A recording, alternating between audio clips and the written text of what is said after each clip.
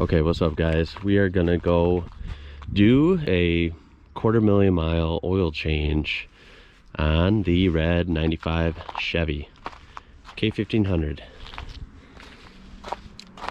If you're new to the channel, this has been an awesome truck, and I just figured I'd show. We're gonna have it on the lift at a shop, and when I figured I'd show it underneath. Obviously it's a Midwest truck. Midwest is pretty rough on vehicles, but this truck is in decent shape, and been one of the most reliable vehicles I've ever had. I love it. So we'll do an oil change, we'll check it out underneath, and you guys can come along and check it out. It fires up pretty good.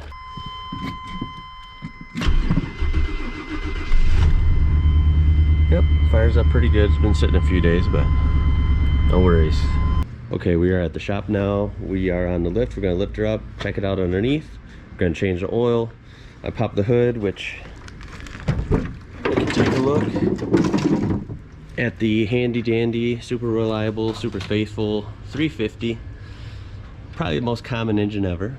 And well, she looks pretty good, you know.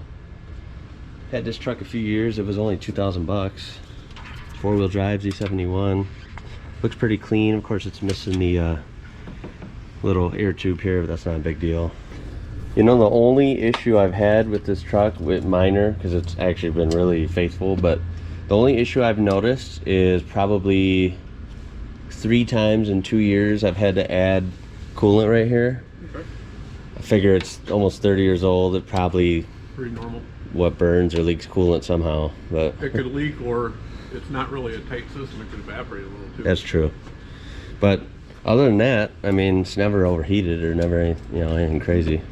I just add it when it gets low. Usually we'll check the fluids, check your air cleaner, see if it's bad or not. Oh yeah. And then before you lift it up, take your cap off your valve cover. Oh, that's right. Not that it's sealed, but when you pull the plug, it helps it flow better. Yep, that is kind of an old trick. An old good quick tip. Pull that cap off, and then when you pull the drain plug, it should flow pretty good. We check all the tire pressure. Yeah. Yeah, we can check those. These are brand new. I got these in. I'm sure you're fine, but August. The pressure's off. Otherwise, I would. Yeah. No. Yeah. These should be fine. This is the most money I've spent on the truck is these. That's about it, you know.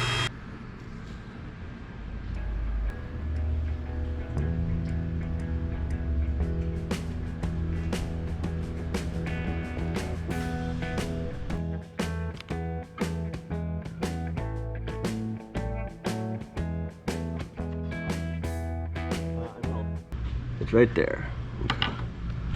So look, oil filters right at the bottom. All you have is a drive shaft, but that's not bad. Pretty easy to get to, obviously with the lift. Definitely helps.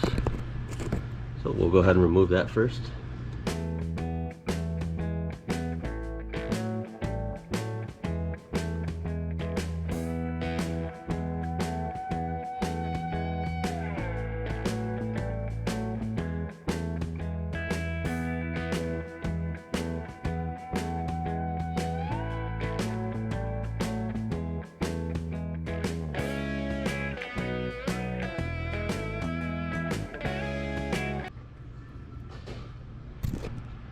And another simple quick tip, especially with any engine actually, even old ones. This is the old filter. Always make sure the O-ring is on there and not stuck up there, because when you put your new filter on, if you got 2 O-rings, you're gonna be losing oil quick, and you don't wanna lose an engine. So got the new filter on up there, just hand tight. That was easy. Now we'll go ahead and drain the oil, and we'll fill it back up. Okay, so we're gonna remove drain plug right there, drain the oil into here, and this is a 15mm socket. Okay.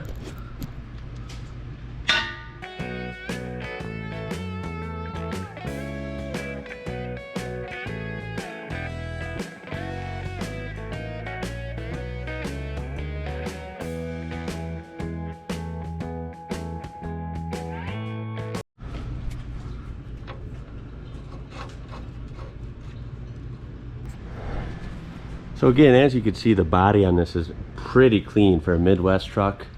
And the red even has some vibrancy still, not too faded. But of course, if you're in any Rust Belt states, it's pretty much unavoidable with these. Your rocker panels are famous for, well, rotting out. More like rotten panels, huh? So this truck, of course, has it. It's not as bad as most trucks I've seen, but of course, you know, it's there. I mean, they're partly rotted out. Your cab corners too. Oddly enough, the bed is like really clean on this truck. It's just this. But luckily with this truck, you know, the red looks good, and then it's black on the bottom, so it kind of hides all the rot under there. So from about 10 feet away, it looks pretty damn good. Okay, we're gonna go ahead and lower it down, and we'll add our oil in there. And that should be about it. Oh yes, it is. Okay, so this is underneath a 26-year-old Chevy K1500, 250,000 miles. This was a Wisconsin truck, and now it's an Illinois truck, so it's been in the Midwest its whole life. And obviously it's no West Coast truck. I mean, it's got rust, but it's really not bad. I mean, for Midwest standards, for this old, it's about as good as you're gonna get, unless it was totally babied. So we did replace this muffler and rear exhaust last year, so that sounds nice and quiet. And you know, the old one was rotted out, no surprise there. Probably get new shocks sometime. They're rusty, but they still work, so maybe in the spring we can do shocks on her. The leaves still look good. There's the G80, the famous G80 rear end. Here's the frame rails. I mean, it's still solid. It's not pretty, but it's still solid, so that's what counts. There's your transfer case. The Z71 does have a couple skid plates. There's obviously your transmission and your front axle. Of course, GM is famous for IFS. No solid axles on GMs, but that's all right. I've had good luck, so I can't complain. They're usually pretty solid still, you know. What's nice about them is you can adjust your height without too much work. That's true. Yeah, all you do is turn that key, that nut right there, and you can raise it or lower it, you know. They got a nice wide track. The Fords actually went with that too. Yes. And obviously the old 350. That's about the most common engine in history, probably. It was a good motor, though. They're tough. Well, they screwed it up and changed it. Yeah, With the 5.3. they had to change it because it was too damn good. That's why. Once all these companies become more corporate, they try and cut costs, and you can't have an engine that reliable nowadays. No way. Look up here. Obviously you're gonna see it's wet. That's from the snow and the slush. But this is the catalytic converter. I think these trucks only have one oxygen sensor. If you have a 96 or up, I think they went to 2 oxygen sensors on the Spotty style 96. OBD2.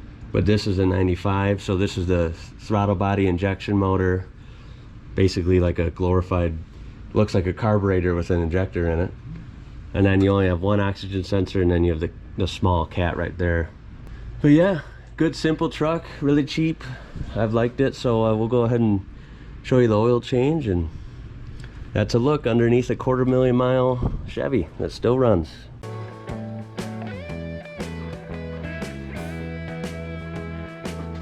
Oh, I'll show them a cool little Easter egg on these trucks. A lot of trucks don't have is, if you turn this knob right here, you have a little light.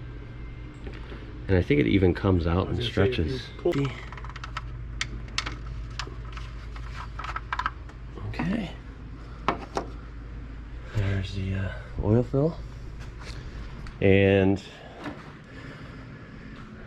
now, in my opinion, you see a lot online about people obsessed with wood oil and this and that. This oil works, everything else sucks. I'm gonna tell you the rough truth. The rough truth. Most oils are pretty much the same. I'll tell you that I've been using just regular old, what are we using here?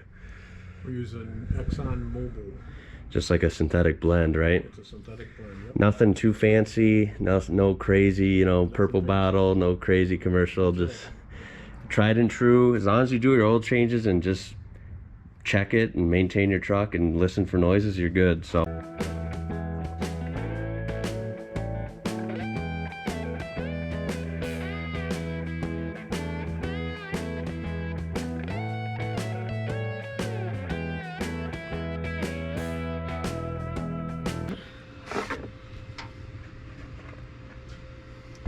Easy enough.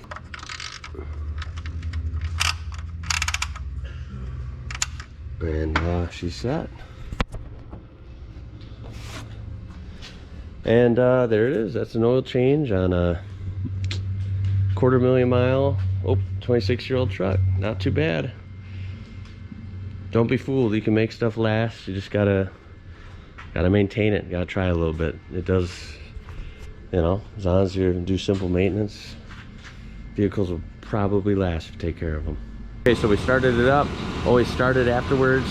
Let the oil circulate through and get into the filter, and then you can shut it off and you can check it again to make sure that your oil level's full. And that's about it. These are good trucks. You can find them cheap. Take care of them, they'll take care of you. These are one of the best trucks.